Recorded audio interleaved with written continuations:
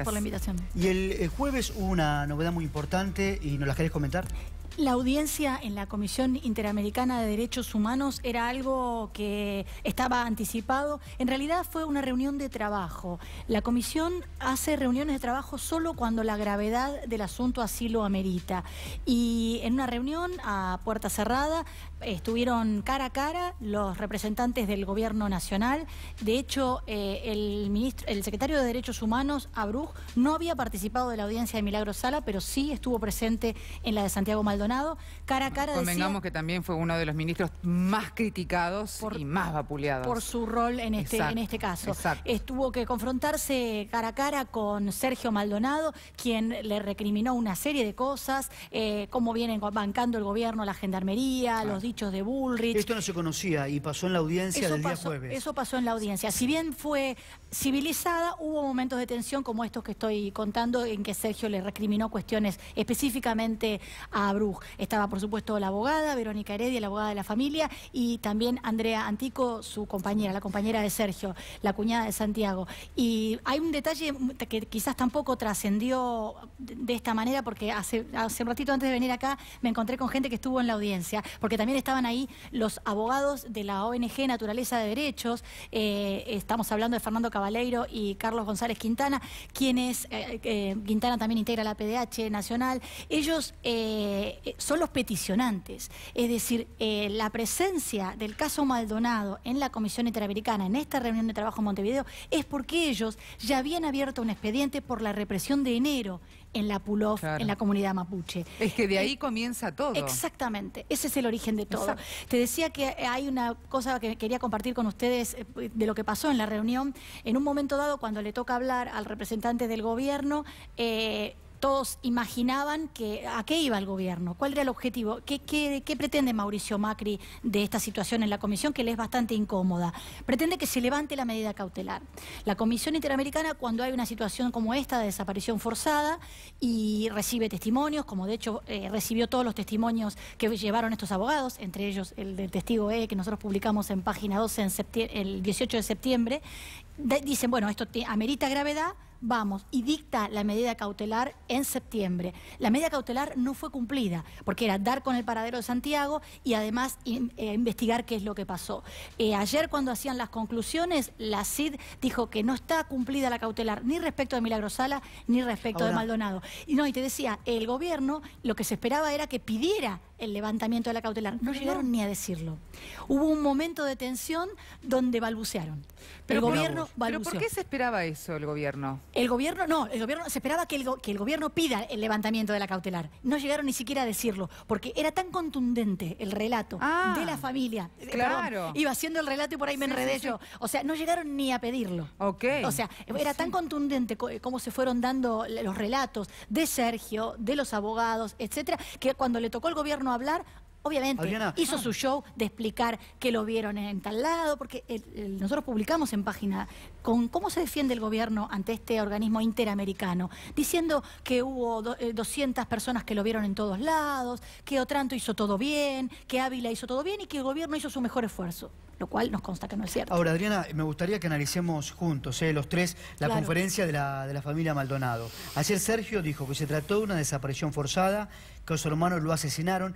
Ellos no hablan sobre que el cuerpo fue plantado, ¿no? Sino que hace una semana ahí no estaba, ¿no? Sí, Sergio, vos acordate, hay un momento en la conferencia de prensa a la noche, al día posterior, que se lo repreguntan y dicen, si me preguntaste, ellos estuvieron caminando por ahí con Alejandro Inchaurri, que es su perito, el día viernes previo al hallazgo.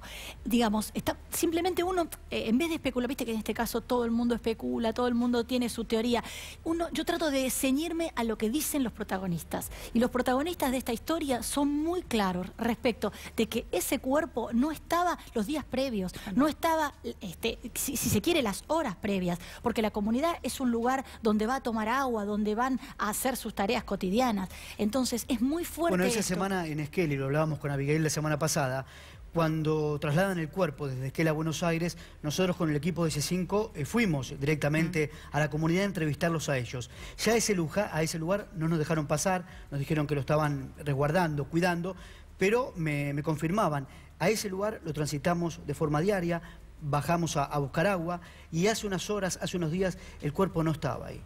Y hay otro dato que me gustaría compartirlo con vos. Ayer Sergio Maldonado dijo, Santiago medía 1,72 m y el agua en ese momento estaba a 30 centímetros. Esto es así. El agua, en realidad, al momento, según algunos testimonios de los mapuches, al momento de la desaparición, en ese sector había orilla. Hay como, hoy trataba de escuchar a los que más o menos conocen la zona, porque también, ¿no? Sí, todo el mundo habla y uno podría decir que al momento de los hechos, el 1 de agosto, en el lugar donde aparece el cuerpo, era orilla. Luego, cuando se empiezan a hacer los rastrillajes, 30 centímetros, y ahora 1,30 m, cuando se hace. Es decir, por el agua del deshielo, eso se llenó de agua.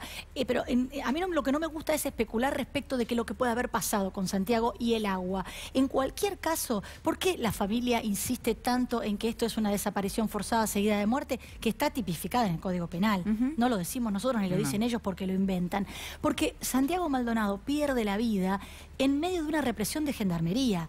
Imaginemos, Adrián y Avi, que pueda haberse ahogado, como dice, como quiere creer un sector que hasta intenta, ese mismo sector que intenta echarle la culpa a los mapuches de toda esta situación. Si esto sucedió en el marco de una represión. Hay un caso espejo, que es el de Franco Casco, en Rosario. Franco Casco fue un joven asesinado a golpes en una comisaría rosarina y su cuerpo apareció en el río luego de 23 días. Esto es desaparición forzada seguida de muerte. Ezequiel de Monti, lo mismo. Entonces, la verdad es que si nosotros pensamos que lo estaban baleando con postas de goma o con lo que fuere, estaban a la cacería, a los gritos, vamos a agarrar a uno, y Santiago Maldonado intenta cruzar el río, no lo logra y fallece en ese momento. Porque el objetivo del procedimiento, Adrián, ese día era llevarse a uno y además ingresar al campamento mapuche, porque lo hicieron, terminaron ingresando. Ahora que uno tiene la película completa, es muy importante la pregunta que me estás haciendo, porque esto, como bien decíamos, viene de antes. Esto comienza en 2015, cuando ellos recuperan el territorio, y en enero la represión fue feroz, pero no fue la única represión. Hubo una en mayo con postas de plomo. Están las marcas en las casillas. Contestándote específicamente a tu pregunta, el día 31 de julio, que es cuando se produce esa reunión intermandos de la que participa Pablo Nocetti, número 3 del Ministerio de Seguridad, donde participan todas las policías de las provincias patagónicas y la Policía de Seguridad Aeroportuaria, se hablaba del peligro de la famosa RAM y de todos los atentados y de la situación mapuche, poco menos que querían tomar la Casa Rosada. Bueno, de hecho se decía que la RAM había estado en territorio argentino, me refiero, ¿no? Para realizar todo este tipo de represalia a las decisiones que había tomado el gobierno. Exactamente. ¿Qué pasa ese mismo día en Bariloche? Hay una manifestación porque se cumplía un mes de la detención arbitraria, porque él dice que ya está juzgado, del Lonco, el líder filosófico y político de la Pulov Cuyamen. Se cumplía un mes de la detención y hubo una manifestación que fue ferozmente reprimida en Bariloche. De la comunidad, de todo el total de gente, si se quiere decir, ellos le llaman huichafe, ¿no? Que son como los guerreros. Sí. Bueno, vamos a imaginar que son 20, 10 quedaron presos el 31 en Bariloche. A Romina Yoneswala los gendarmes le partieron la boca. Ese es el antecedente. Entonces, ¿qué pasa? ¿Dijo con qué? Sí, con un culatazo de un arma. Sí. Y aparte, Romina Yoneswala estuvo detenida en el aeropuerto de Bariloche, separada del resto. ¿Qué pasa? De esto se enteran en el Bolsón, hay una alerta que lo da FM Alas. Entonces, en realidad, en la comunidad, cuando Santiago acude junto con otras personas a solidarizarse, convengamos que hay una cuestión numérica.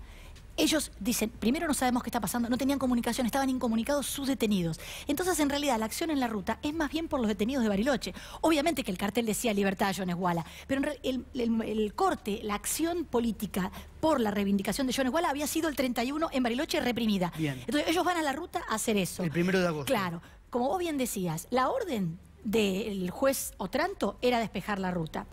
Se conoce que hay un diálogo, por algo Otranto nunca mandó a peritar el teléfono de Pablo Nocetti, porque él tuvo comunicación, incluso en persona se encontraron Nocetti y Otranto, ¿qué le decía? Escúcheme, Nocetti, yo tengo orden, mi valía como juez llega hasta la ruta, no puedo ingresar al territorio. ¿Qué le contestaba Nocetti? Usted puede perfectamente por flagrancia.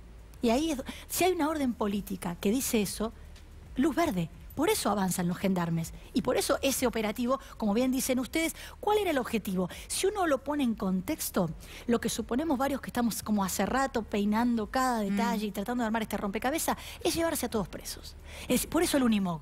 Por eso el camión Unimog o Eurocargo, como se le quiera llamar, porque son las dos marcas del mismo modelo, es para llevar detenidos. Claro, pero de culata puesto al río. Y que no había traído, a los a efectivos nadie, de gendarmería, porque que había ellos iban venido en otra vacío. Exactamente. Pero Adri, ese 1 de agosto, el objetivo la era comunidad llevarse... Pulov se escapa de la gendarmería cruzando el río. Santiago no puede cruzar el río. No se escapa, Adri, porque fueron llevados por la gendarmería. Sí, se escapa de las balas. Se escapa de la gendarmería. Se escapa de las balas. Pero es la misma gendarmería los empieza a llevar hasta el río, los empieza a acorralar. No era la primera vez que pasaba. No, claro. Y también tampoco era la primera vez que pasaba que una vez que ellos cruzan el río y los gendarmes no, hay como burlas mutuas. Exacto. Esto es algo humano. Entonces había como mucha bronca. Otra vez se nos escapó y encontraron... En teoría, uno bajo los arbustos. Lo que me contaron de ese 1 de agosto es que a las 7:30 la propia gendarmería llega, estaciona frente al campamento y con reflectores, como todavía no era de día, con reflectores iluminaban el campamento y la gendarmería provocaba una reacción de la comunidad. Totalmente. Eso existió. Ahí se dice que el 31 no durmió nadie, porque precisamente había tiros, estaba esto de los reflectores, y en ese momento en la casilla estaba Santiago Maldonado, junto con otras personas que atestiguaron que eso fue así. Santiago llega el 31, lo llevan a Ilingo y Claudina Pilkiman, y él queda, no lo dejan ingresar a la parte de ellos, digamos, pero como siendo blanco, ¿no? Patrichafe es el nombre que le dan los mapuches a los blancos amigos. Santiago era un patrichafe, Adriana, amigo de la comunidad. Ayer, por lo menos en la conferencia de prensa, Sergio Maldonado le molestó, o él cree, que el juez se apresuró en salir a hablar frente a la morgue diciendo que Santiago no tenía ninguna lesión. En realidad es muy importante la pregunta que haces, Adrián, porque dijo, cuando le preguntaron, dijo, se apresuró un poquito. A todos nos sorprendió. Yo no voy a hacer un juicio de valor, el juez está empezando, tiene un nuevo estilo, hay ciertas actitudes que hacen ver una forma muy seria, la antítesis de lo que fue el juez anterior. Sin embargo, también hay que analizar cómo es la forma de comunicar que tiene el juez. Y esto pasó lo mismo con el allanamiento. El juez toma decisiones o está en el medio de una situación, imagínate, estaba todo el país pendiente de esa autopsia y él le pide a las partes absoluta reserva, lo cual es entendible. Entonces uno veía salir a los abogados de los organismos, les conoce las caras, que no abrían la boca frente a las cámaras. Pero él sí, él elige decir cuántas personas intervinieron, un par de generalidades, y luego dice, el cuerpo no presentaba lesiones. Sí, pero a ver, pará. Porque la declaración que hace el juez es en un día particular. Por eso, a eso iba. Muy cerca de las elecciones. Por algo se lo cuestiona a Sergio Maldonado, que el juez, en vez de no decir nada o limitarse a decir hubo 55 personas, los resultados vendrán después. Con tantas cámaras, está el fotógrafo y qué sé yo. Porque eso permite la utilización política de que en los diarios del día siguiente, de un día de elección, todas las personas que están, digamos, con interés específico en que la gendarmería sea exculpada, en que todo esto sea mentira, que poco menos que Santiago Maldonado estaba tomando sol en las Bahamas, salgan a decir, ven, teníamos razón nosotros, y en un día de elecciones no había lesiones. Ahora, y bueno, ni hablar, ya el colmo, ¿no? La burla en las redes, ahora qué van a salir a decir, Adriana, como si esto fuera un Boca River. Y la verdad que no estamos a la altura de un caso como este. Pero lo dio pie la palabra del juez. Cubriendo el caso, y he escuchado de parte de sectores de la sociedad que decían no, a Santiago lo tenían los mapuches. Los mapuches sabían que Santiago siempre estuvo debajo del agua. ¿O por qué lo dejaron solo cuando ¿Por qué lo dejaron solo y nadie lo ayudó? Parte de la sociedad también miraba y responsabilizaba a los mapuches por la desaparición de Santiago. Esto es tremendo y vos que estuviste en la zona seguramente compartirás esto. Habla no solo de un aspecto, si se quiere, racista de un sector de la sociedad, hay que decirlo, que no da credibilidad a la palabra de los mapuches. Y encima se tronca con que el gobierno, a nivel política de Estado, no lo digo yo, esto está en los documentos que publicó Horacio Berbisky en página 12, donde hubo una idea política de construir a los mapuches como terroristas. Pero no es casual tampoco, porque es lo que manda el Comando Sur de Estados Unidos de las nuevas amenazas. El narcotráfico y los terroristas. Nos viene bárbaro decir que estos mapuches que están molestando, porque ¿quién es el pueblo que se opone a todos los proyectos extractivistas de la Patagonia? Los mapuches, de las mineras, de los agrotóxicos. Hay una nota espectacular de Darío Aranda hoy en Izquierda Diario, que habla de todo esto. Son ellos los que están poniendo el cuerpo contra eso. Entonces viene perfecto decir que ellos son terroristas y que si se quiere agigantar a la RAM, haciendo de cuenta que son 77 atentados, cuando en realidad no sabemos siquiera si existe. Contestando a tu pregunta, no le creen la palabra a los mapuches, creen que son terroristas, pero además tampoco hay respeto por sus tradiciones, por sus tiempos, por sus silencios. Entonces, si no hay respeto por su territorio, ¿por qué los tienen que respetar? Porque habría de respetarlo. Silencio, ¿no? Ahora, ¿en qué cabeza cabe que, a ver, no lo ayudaron? Sí que lo ayudaron. El testigo dice que lo trató de ayudar a cruzar el río. ¿Cómo que no lo ayudaron? ¿Lo dejaron solo los mapuches? La secuencia es: Matías Santana agarra un caballo, por supuesto, porque les estaban tirando una bala a poca distancia, antimotín, te puede matar. Recordemos que a Carlos Fuentealba muere por una bomba de gas lacrimógeno. Repasemos ese episodio. se Santana con sus binoculares. Se adelanta, o sea, cuando empieza la represión, también lo explica muy bien una nota de anteayer de Sebastián Premisi, que retoma el testimonio de Santana, que también, recordemos, fue tildado de cualquier cosa, y resultó ser que el cuerpo de Santiago Maldonado aparece con la campera celeste que decía Santana. Santana no mintió. Entonces, como no mintió Matías Santana, el compañero Premisi hace una nota muy buena en página 12, donde a partir del testimonio de Matías Santana, cuando declara ante Otranto, hace un croquis en un pizarrón y muestra exactamente dónde estaba cada gendarme. O sea, esto que voy a tratar de contar yo, él lo cuenta ante el juez. Y es cuando empiezan a avanzar los gendarmes con piedras, con balas de todo tipo, porque no está descartado que haya habido plomo, Matías se sube al caballo y se adelanta y logra cruzar el río antes. Pero quien corre junto a Santiago en un momento vuelve a la casilla a buscar su mochila y luego corren todos juntos. En ese momento, todos juntos, estamos hablando de 4 o 5 peñis, que serían como hermanos del alma, ¿no?, en mapuche, y Santiago va con el testigo Intentan cruzar. En un momento dado, según cuenta Santiago dice: no puedo más, seguí vos, y se vuelve a la orilla. Y ahí es donde en teoría lo agarran los gendarmes y se lo llevan. Ahora bien, y ahí es cuando ve Matías que pegan a un bulto celeste y se lo llevan preso. Exactamente. Ese es el testimonio que consta en la causa por parte de Matías y que tiene la Comisión Interamericana. Lo que sí es claro es que hay una persecución a los mapuches, de la cual era parte Santiago Maldonado. O sea, ahora, de eso no cabe ninguna duda. Según, bueno, vos peinaste la causa, sabes perfectamente qué es lo que va sucediendo, cómo sucedieron los hechos. ¿Qué pasa de aquí en adelante? ¿Qué se espera? A ver. Es complejo. El nuevo juez tiene por delante nada menos que decidir.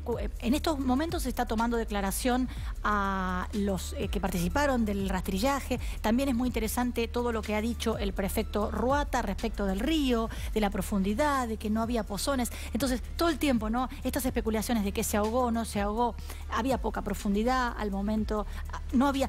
Los ríos de deshielo tienen como una canaleta de pozo donde uno de golpe va haciendo pie y no hace pie. Según dice Ruata, que es quien pidió este allanamiento, en esa zona no había pozones. El nuevo juez tiene que decidir qué hace con Nocetti, si cruza o no el teléfono de Nocetti. El nuevo juez tiene que ver si hace la reconstrucción, que no hizo en su momento Ávila, y también la tan demorada georreferenciación, que es a partir de los aparatos de comunicación de los gendarmes, exactamente esto que es el croquis del pizarrón de Matías Santana. Hay que llevarlo de una vez por todas al expediente con la información que Gendarmería, ya quedó probado, ha dado en forma confusa, tarde y mal. La geolocalización va a permitir